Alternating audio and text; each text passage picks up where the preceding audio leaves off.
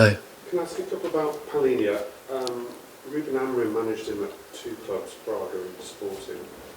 Did you pick up the phone to Ruben at all when you were doing your due diligence on Palhinha before signing him here?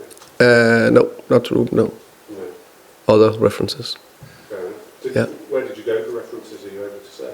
Yes, I can't think. I went to assistant coach from Fulham. Yeah.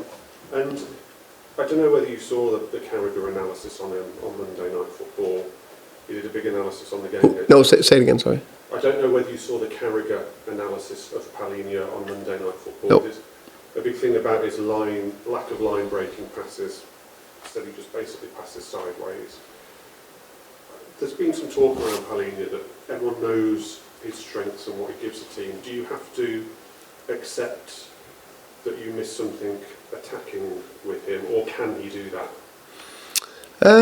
I think every player have strengths and weaknesses. I think Palhinha has been, in many ways, extremely good for us. Exactly what we needed. I think he's been a big part of make the team more competitive, I would say, and solid, and not only when the sun is shining, but also on a rainy day. And there's unfortunately a few rainy days in the season, or 30 minutes, or tough games where you need players that you 100% can rely on, that do the job, defend fantastically, and I think that, and also bring that competitive attitude to the squad and the players, his teammates.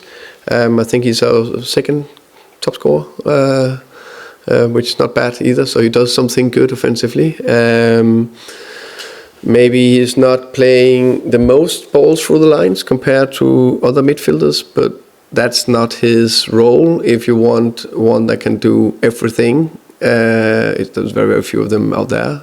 So you need to try to build the team so we have a little bit of everything in it, and that's what we're trying. So in general, I'm very happy with Joao. And what about him with Bentancur? Is that mix something that can evolve more, or do you see them as a good partnership in there? Yeah, I think they've done, I must say, well in a lot of games. I've been happy with that. I think it's one thing is that partnership. It's also what is the four players in front and what is the structure we have in general in the team that we need to constantly build on. But in general, I'm happy with both players' performance. I think they have been two of the how can we say stable performers so far this season. Just last one. Would you be keen to take up his option? I think we are very happy with Joao right now in every aspect. What will happen in the summer, we will need to see in the summer. Right now, I'm 3 months into my time here, and we are building something, and I'm very happy with Joao. Tom. Hi Thomas. Hi. Back to Brian from Boomer. Yeah. You've developed a lot of players over the years, but maybe he's the most impressive example where you've taken from in the Championship to a 20-goal forward in the Premier League. Can you sort of explain a bit about how you worked with him and how you improved him, and what you can take from that when it comes to working with someone like Brennan Johnson here? I think, of course, it's a lot of it is also down to Brian's mindset and how he works with a lot of things himself, because the player is the player that they need to be willing to work hard to develop every single day through good times and tough times. We always say that, but I think worked a lot over the years with him and the other coach as well, with how we develop his, I can say, goal scoring abilities. The first season he came in, I think he scored 16, 17 goals. It was incredible coming from Ligue 2 in France and going straight into the Championship. So there's a lot about over the years how he's arriving in the box, how he's finishing, but also his more consistency in the hold-up play, so didn't lose too many easy balls. And there was probably a little bit on that mental side of it, to be consistent, don't be too frustrated if it doesn't go too well. And right now I think he's close to not the perfect player, but a complete winger in many ways. He got pace, he can dribble, he can cross the ball, he can score goals, he can arrive on the last line. He works incredible hard. He is, he's a good team player. So decent player. Using that example of how to develop your own players now. Yeah, but I would say that's what I try to do through all my years in football. Of course, I know it's about winning and put a team out there that can win. But my mindset has always been to develop people. So that's what I try to do with the players we have here, together with the very good coaching staff we have. And how I do it is, try to have a positive approach to it. Of course, sometimes we need to be a little bit more firmer in spells, but it's about development. It's about, let's say, Brennan. How does he be more positive? What is his position when we build up? How does he arrive in the box? How is his linker play? Does he work hard enough? And that's conversations, that's a video clip, that is feedback, but it's constant feedback day in, day out. I know you don't read the press or follow what the sort of narrative about Tottenham at the moment, but one of the debates has been about Brennan Johnson. He was obviously top scorer last year, scored a goal in the final, and a lot of question marks about how he fits in to the Thomas Frank era. He obviously had a mixed night the other night, scored a brilliant goal, got sent off though as well, perhaps partially. What do you view as his role in your team going forward? Not only positionally, but also responsibility. I think first of all, I got 20 players, so I can only play 11. Then we need some that need to come off the bench, and I say this year we hopefully play more than 60 games, so that's a lot of games. That's one thing. In Brenner's case, I think he very aware of all his strengths. Also, he started the season well by starting, I can't remember what it was, definitely 3 or 4 games, scored against Burnley and against Man United. And every single time he then comes in, then he scores against Doncaster, then he scores against Copenhagen. So I think he got something that is extremely important, the ability to score goals. That's quite good. And that arriving in the box and also on the counters, I think that's a super strength of his.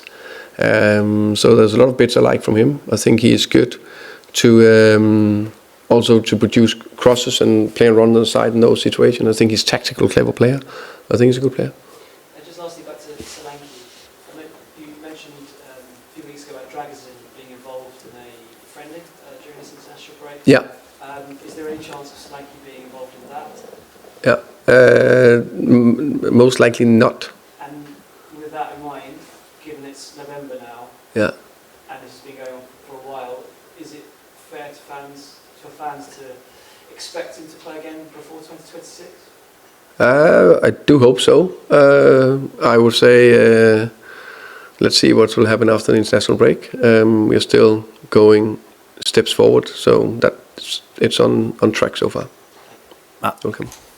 Hi. I think Spurs ranked 19th for shots per match this season in the league. You spoke at Brentford about sort of making the chance bigger rather than regularly shooting from distance. So is that low shot count by design? What do you put that down to? I think 19th is probably not the. Then you need to be super good at creating the chances bigger, which I still think is a very important thing to do. I don't know the exact stat, but I'm pretty sure we don't top on creating the chances bigger. I don't know if you have that stat, but I think it's. I don't know, but I think it's probably a sign of that. We talked about it a few times that the free flow attacking is not at the level we want yet. That said, which is I think quite natural with where we are with unfortunately a little bit new players and a little bit injured players. I think that's just part of it. No excuses. It's up to me to do what we can to make sure we put a competitive team out there while we keep adding those layers to be more able to create more shots and also, but especially high quality shots. Is it also sometimes maybe a confidence thing in terms of players sometimes easier to play an extra pass rather than take responsibility for shooting? Yeah, maybe. I haven't thought about that because I think it's the right thing to take extra pass. I think it's good, but it's more even in that case the right thing to shoot. Then of course he should shoot. And would you want the approach to sort of be different at home compared to away? Is there sort of benefit at home, even if it's not a great statistical system, maybe in terms of getting the crowd engaged? Yeah, I thought about that, but then I'm always a little bit aware of contradicting myself with messages to the players. But of course, I'm aware if you shoot and create an opportunity and energy into the crowd is important. But I still prefer not to shoot for 35 yards. That's probably not the best idea. But in good positions, in balance, I think it's a good idea. Tom, and then finish with John, please. You speak so highly of Boomer. Would you like to have signed him in the summer? He's a very good player. He's playing for Man United, and I'm very happy for him. Just looking at the table at the moment, there's 3 points between 3rd and 11th. How many teams do you think this season are sort of going to the top 4? Good question. I don't know. I think it's. I think in general, I think the Premier League this season is probably the most competitive Premier League I've seen. This is my 5th year here, and every team is just so even. There's so little between the teams. If I see the other games, I'm thinking, right a little between. I heard Slot talk about his Villa game. Small margins in that game as well. It is the smallest momentum change in games. It's not. It's very, very competitive. Do you think that idea that the big 6, which we've got used to for so long, is now completely out the window? I definitely think I've said that also last couple of years. I think there's been, the traditional big 6. I think Newcastle is in there around the top 7. I think Villa is up there. And then that's suddenly 8. And then there's teams that have done fantastic over last year. Let's say Brighton, now Bournemouth also. So it's very, very competitive. And then it is just a different beast when you want to be up there to play Europe and compete in the league. I was going to say, with that in mind, how much of an advantage is it for a team like Man United where they don't have European competition as legal? No doubt it's an advantage. No doubt. I said from the beginning we want to be able to compete in both, because that's, if we want to get where we want to be, we need to be able to perform in Champions League, Europa League, and still top perform in the league. There's no two ways about it. That's for the fans, the status, the money, everything what we want, achieve, ambitions. But to have a week to prepare for a game, to have the freshness, that means something. And Spurs lost a lot of games last season, but actually won 4 out of 4 against Man United. When we go back and look at those games, Europa League final, for example? Yeah, we watch. I think it's. I didn't watch that back now because I think we looked at Man United now, and it was not the best game. What was it? I know, so I know, but it was a great win. That was the most important thing. So more watch. Also, there's new players for Man United, so it's more looking into that. Thank you. John, to finish, please. You mentioned earlier on that you were saying Spurs are far from where you want them to be. Is this something that has to be sorted out in transfer windows, or is it the squad you've got? No, I think it's. I think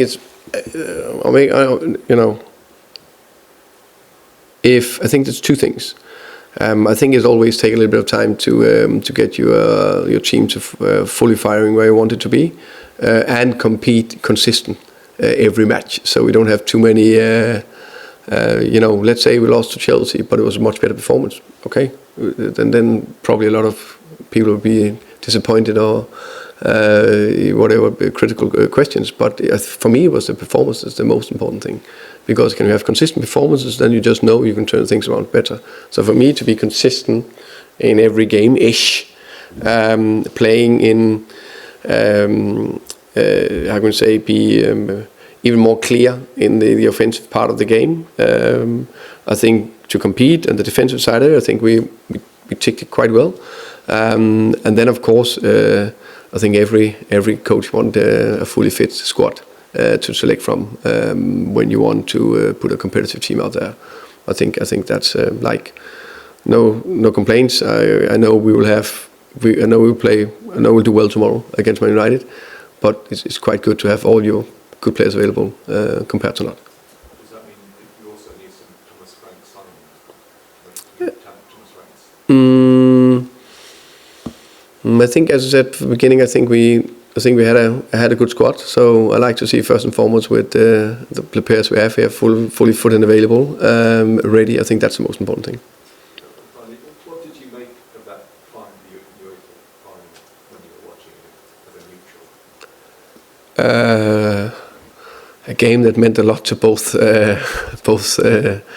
clubs and teams, but it's not often a final is a fantastic, beautiful football game. This wasn't, but for us it was a fantastic win. Okay, thank you. Thank you, guys. Thank you.